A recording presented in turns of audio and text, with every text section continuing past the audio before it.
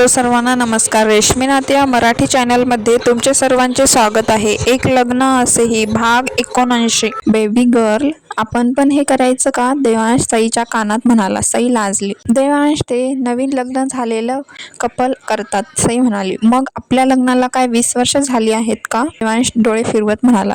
सई लाजून म्हणाली आणि खाली बघून जेवत होती. देवांश तोंड फुगून जेवत होता आणि सई त्याचा तो लहान मुलासारखा चेहरा बघून गालात हसत होती. आता वेळ होती माहीच्या पाठवणीची. तशी तर ती तिच्या रुद्रच्या घरी त्याची बायको म्हणून जात होती आणि एकाच शहरात होती. तरी देवांश श्याम भाऊक होत नाराज झाले होते. माही पण मुसमुसत होती आणि तिला बघून सई तर खूपच रडत होती. बाळा तू का रडतेस? मनीषा माहीला म्हणाली. माहीत नाही मावशी, असंच रडू येत आहे. सई नाक वर ओढत म्हणाली आणि मनीषाने हसत तिच्या डोक्यावरून हात फिरवला. मनाने हळवी माणसे अशीच असतात. इतरांना थोडं जरी दुःख तेही त्यात दुःखी होतात आणि आपली सई तर स्वभावाने खूपच हळवी आणि निरागस आहे. माही सासरी जाते तेही तिच्या माहेरी तरी वेडी रडते. डॉक्टर अक्षय म्हणाले. आठवणी झाली. माही सगळ्यांचा निरोप घेऊन सासरी निघून गेली. सगळे थोडा वेळ फार्म हाऊसवर थांबले आणि नोकरांना सगळा पसारा आवरायला सांगून मॅन्शन वर परतले. कारण लगेच रात्री रुद्र माहीचं रिसेप्शन होतं. आता सगळे थोडा आराम करा, रात्री वेळेवर जायला हवं, माई म्हणाली. सगळे हो म्हणून आपापल्या रूम मध्ये गेले. सई रुद्र आणि माही सोबत गेली होती बहिणीचं कर्तव्य पार पाडायला. रुद्र माहीला घेऊन पवार फॅमिली घरी आली. गिरिजाने लगेच घरात जाऊन ओवाळणीसाठी ताट करून आणलं. सई बाळा दादा बहिणीचं औक्षण कर, गिरिजा तिच्या जवळ ताट देत म्हणाली. हो. सईने खुश होत ताट हातात घेतलं. दोघांचंही औक्षण करून त्यांना ओवाळलं. सई रुद्रकडे डोळे बारीक करून बघत होती. व्हॉट? रुद्र म्हणाला. दादा तुला रीतिरिवाज माहित आहेत ना? माझी ओवाळणी. सई हात पुढे करून म्हणाली.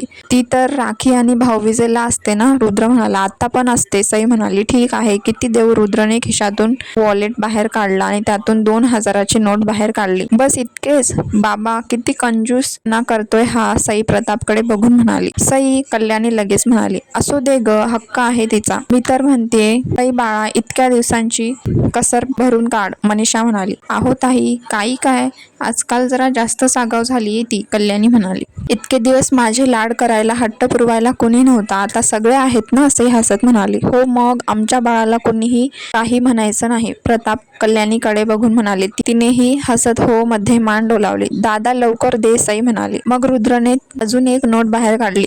चक, सई नाक मुरडून म्हणाली. मग त्याने अजून एक नोट बाहेर काढली. तिने परत नाक मुरडलं. एक काम कर, हे सगळं वॉलेट घे आणि तुला हवे तेवढे घे. रुद्र तिच्या समोर वॉलेट धरून म्हणाला. वॉलेट नको असं म्हणून तिने त्यातील सगळी कॅश काढून घेतली आणि रिकामं वॉलेट त्याच्या हातात ठेवलं. रुद्रने डोळेच मोठे केले. सई अगं थोडी तरी वापस दे, रुद्र म्हणाला. मिळणार नाहीत, सई म्हणाली. बाळा अगं संध्याकाळी पार्टी आहे आणि आता माझ्याकडे ATM वर जायला वेळ पण नाही, रुद्र म्हणाला. मी देतो मग तर झालं, प्रताप म्हणाला. रुद्र डोकं हो मध्ये हलवत म्हणाला आणि सईकडे बारीक डोळे करून बघत होता. ती खुदकन हसली. सोनबाई आता आत या, मापाला ओलांडून आत ये, मनीषा माहीला म्हणाली. एक मिनिट हा, असं म्हणून सई. आता माझ्याकडे अजिबात पैसे नाहीत, रुद्र लगेच म्हणाला. आता पैसे नको, सई म्हणाली. मग? रुद्र म्हणाला. खा, सई भोवळ्यावर खाली करत म्हणाली. ही काय भानगड, रुद्र म्हणाला. त्यावर सगळे हसायला लागले. ओहो हो दादा, भानगड नसते काही, उखाणा म्हणजे बायकोचं नाव घ्यायचं असतं, सई म्हणाली. ओके माही, रुद्र लगेच म्हणाला. चक, असं नाही, छान चारोळी किंवा शायरी म्हणत घ्यायचं, मनीषा म्हणाली. मला अजिबात तसं काही येत नाही हा, रुद्र म्हणाला. काय रे तू एवढा प्रोफेसर आहेस आणि तुला उखाणा येत नाही? कसं शिकवतोय मुलांना, देव जाणे. अक्षय म्हणाले. खूप खडूस प्रोफेसर आहेत हा काका, सई लगेच म्हणाली. रुद्रने तिला एक लुक दिला. काका, उखाणा आणि प्रोफेसर यात काही संबंध आहे का? आणि मी मुलांना काय अशी बायकोची नाव शायरी घ्यायला शिकू? रुद्र म्हणाला. जाऊ दे, याच्या नादी लागत आहात, इथे घंटाभर लेक्चर देईन, गिरिजा म्हणाली. ठीक आहे घेतो, रुद्र म्हणाला. हा आता कसं? घे पटकन, अक्षय म्हणाले. पौर्णिमेचा चंद्र आकाशात दिसतो साजरा, पौर्णिमेचा चंद्र आकाशात दिसतो साजरा, मला तर आवडतो माहीचा केसात माळलेला मोगऱ्याचा गजरा. रुद्र माहीला पाहून एक आय विंग करत म्हणाला. ए होईना बात, अक्षय टाळ्या वाजून म्हणाला. अगोदर येत नाही असं का म्हणालास, मनीषा म्हणाली. थोडक्यातच निपटावं म्हणत होतो, रुद्र केसात हात फिरवून म्हणाला. निर्लज्ज, मनीषा त्याच्या पाठीत मारत म्हणाली. आता सुनबाई तुम्ही, मनीषा म्हणाली. सुखी संसाराची करतो आम्ही आता सुरुवात. रुद्र आहेत माझ्या साथीला, आमच्यावर कायम असू द्या तुमच्या मायेचा प्रेमळ हात, माही म्हणाली. अरे वा, खूप छान, मनीषा म्हणाली. मग माहीने माप ओलांडून गृहप्रवेश केला. दोघांनी अगोदर देवघरात जाऊन सगळ्या देवदेवतांना नमस्कार केला आणि मग घरातील मोठ्यांना नमस्कार करून त्यांचा आशीर्वाद घेतला. लग्नानंतरचा सगळ्या विधी खेळ झाल्यावर मग मनीषाने त्यांना आराम करायला पाठवून दिलं. सई आणि माही गेस्ट रूम मध्ये गेल्या आणि रुद्र त्याच्या रूम मध्ये. फ्रेश होऊन सईने देवांशला फोन केला. त्याने लगेच उचलला. हॅलो, सई म्हणाली. हॅलो. हॅलो, देवांश म्हणाला. आराम करताय, सई म्हणाली. नाही, थोडं कंपनी मेल चेक करत होतो, देवांश म्हणाला. आराम करायचा ना, सई म्हणाली. तू नाहीस तर मला रूम मध्ये थांबावं पण वाटत नाहीये, देवांश म्हणाला. आता रात्री भेटणारच आहोत ना, सई म्हणाली.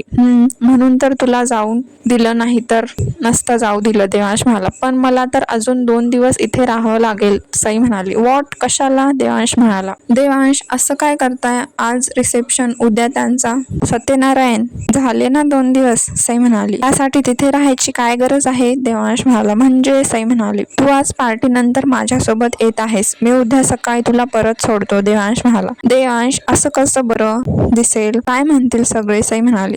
ते मला माहित नाही, तू पार्टी नंतर माझ्यासोबत मॅन्शनवर येत आहेस, बस, देवांश ऑर्डर सोडून मोकळा झाला. तुमचं ना काहीच होऊ शकत नाही, पण मला नेण्यासाठी बाबांची परवानगी तुम्हीच घ्यायची. मी अजिबात काही बोलणार नाही, सई म्हणाली. This is not fair baby girl, Devansh म्हणाला. अच्छा, तुम्ही म्हणाल तेच कसं होईल, बाबा परवानगी देतील तरच मी तुमच्यासोबत येणार, नाही तर 2 दिवस इथेच थांबणार. आता बाय, मला पार्टीसाठी तयारी करायची आहे आणि लवकर या. सईने त्याला पुढे बोलूही दिलं नाही आणि फोन कट केला. हॅलो, सई. हॅलो, देवांश म्हणाला. वेडी, ऐकून पण घेत नाही. आता मी कसं प्रताप अंकलला म्हणू की अंकल मला बायकोशिवाय झोप येत नाही, मला माझी बायको द्या, काय वाटेल त्यांना, त्यात काय वाटायचं, बायकोला द्या म्हणतोय, दुसऱ्या कोणत्या मुलीला थोडी. यार, मी हे काय बोलतोय, 1 मिनिट, माझी बायको आणि मी, तिला घरी नेण्यासाठी त्यांची काय परवानगी घ्यावी, यार ही पोरगी ना एक दिवस पागल करून सोडेल मला, देवांश स्वतःशी बडबडत होता. त्याने मग लॅपटॉप बंद केला आणि पुन्हा फ्रेश होण्यासाठी बाथरूम मध्ये गेला.